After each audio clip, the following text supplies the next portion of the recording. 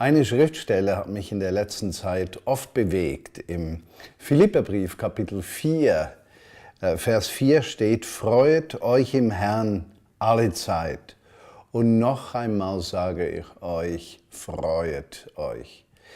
Wir sind in unserem Leben häufig hin und her geworfen von Umständen, von Dingen, die uns nicht so gelingen, wie wir uns das vorstellen und wünschen. Wir säen unsere Leben in die Gemeinde rein, wir säen unser Leben in den Dienst hinein und sehen nicht immer die Resultate, die wir uns wünschen. Aber zu guter Letzt, was bleibt, ist unsere tiefe, innige Liebesbeziehung zu Jesus Christus.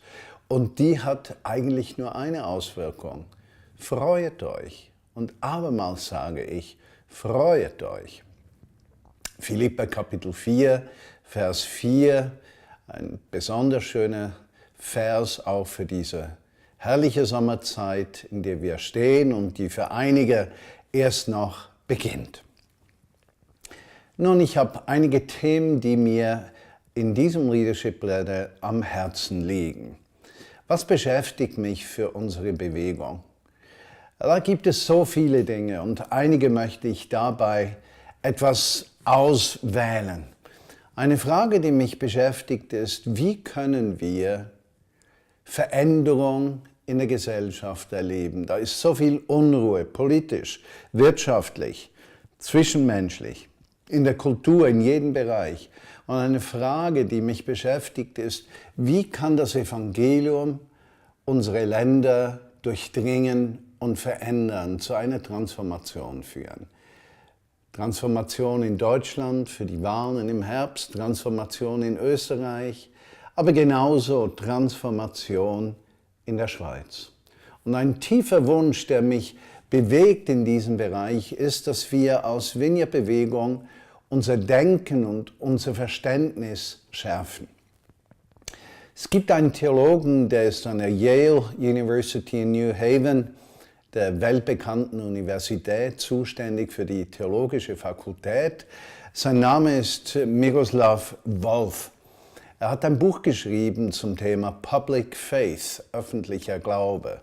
Er hat auch andere Bücher geschrieben. Er beschäftigt sich im Moment mit einem Thema The Good Life, das gute Leben, und setzt sich mit der Frage auseinander, wie Christen ihren Auftrag in dieser Welt wahrnehmen.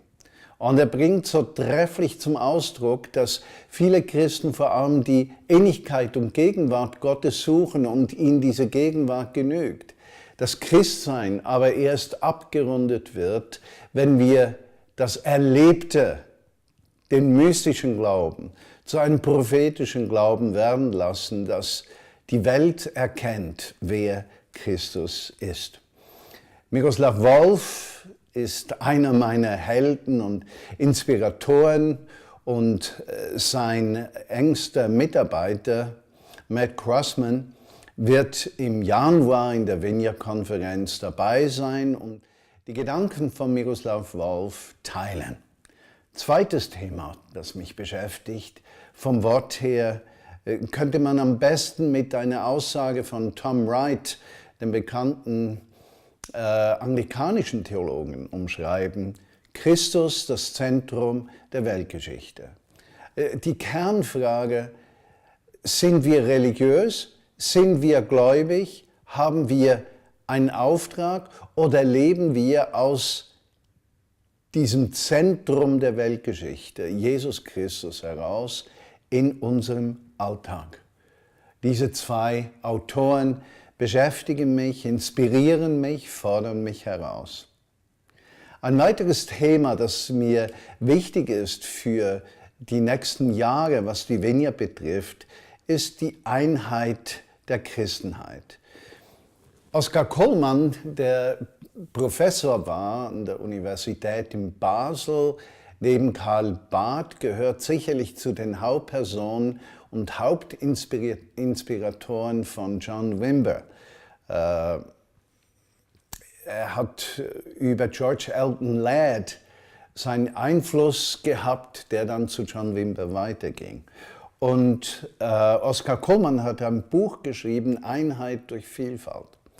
Und er geht in diesem Buch von einer These aus, die mir sowohl für eine lokale Vineyard gefällt, als auch für unsere Beziehung zu anderen Kirchen. Er sagt nämlich, Einheit erfordert Vielfalt. Einheit ohne Vielfalt ist Einförmigkeit und Gleichheit. Aber wenn wir Einheit durch Vielfalt erleben wollen, müssen wir zuerst das Andersartige des Nächsten, das uns fehlt, schätzen lernen und uns nicht fokussieren darauf, was wir anderen zu geben haben. Mit anderen Worten, würdevoller Umgang mit anderen Theologien, mit anderen Kirchen, mit anderen Denkweisen. Ich habe in den letzten Monaten unsere Beziehung zur römisch-katholischen Kirche vertiefen können und bin Mal für Mal berührt davon, in wie vielen Dingen wir uns sehr nahe sind und frage mich, wohin uns dieser Dialog führen kann im Auftrag des Reiches Gottes. Ein weiteres Thema, das mich beschäftigt, ist die Frage, die aus Apostelgeschichte 15 kommt, aus die jüdischen Leiter in Jerusalem darüber diskutierten und beteten, welchen Platz man den griechischen Christen geben sollte in der Beziehung zum Judentum. Denn die ersten Christen waren messianische Juden und für sie war das Christentum, wie wir es heute kennen, eine jüdische Religion. Und genauso müssen wir uns heute die Frage stellen, wie gehen wir mit messianischen Juden um? Welche sind unsere Erwartungen? Wie können wir Einheit erleben auf der ganzen Breite derer, die Jesus Christus nachfolgen? Klingt zuerst etwas theoretisch, beeinflusst unser Denken aber ungemein. Aber es gibt andere Themen, die mich beschäftigen. Zum Beispiel, wie können wir effektiver Menschen helfen, Jesus Christus nachzufolgen?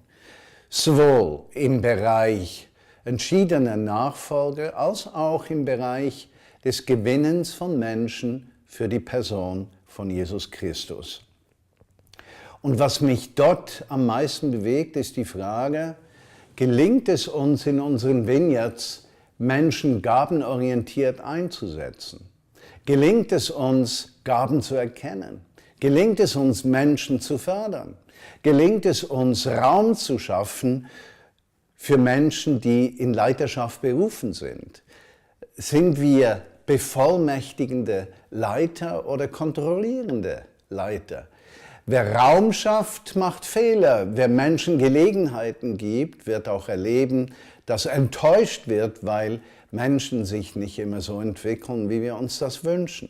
Und trotzdem, wir lernen in Berlin im Moment, was es bedeutet, bevollmächtigen zu leiten, um Menschen Möglichkeiten zu geben, das Leben der lokalen Vineyard mitzugestalten und Verantwortung zu tragen. Dann hat mich vor rund einem Monat ein Gedanke bewegt, der aus einem persönlichen Gespräch mit Phil Stroud, dem Leiter der Vineyard-Bewegung in den USA, kam.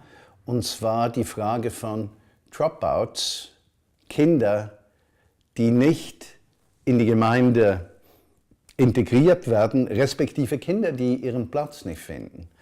Und eine Frage, die mich bewegt in der Vineyard-Bewegung ist, welchen Raum haben Kinder? Haben wir eine Sicht für Kinder? Und nicht nur für die Kinder in unseren Vineyards, sondern für die Kinder unserer Städte, für die Kinder unserer Dörfer, für die Kinder, die im Umfeld lokaler Vineyards leben. Da möchte ich noch mehr in diesem Sommer darüber nachdenken. Dann haben wir in Missions ja eine Veränderung. Wir haben Boris Eichenberger freigestellt. Wir sind als Leitungsteam mit dem Missions-Team unterwegs und haben den Eindruck, dass viel Gutes am Geschehen ist.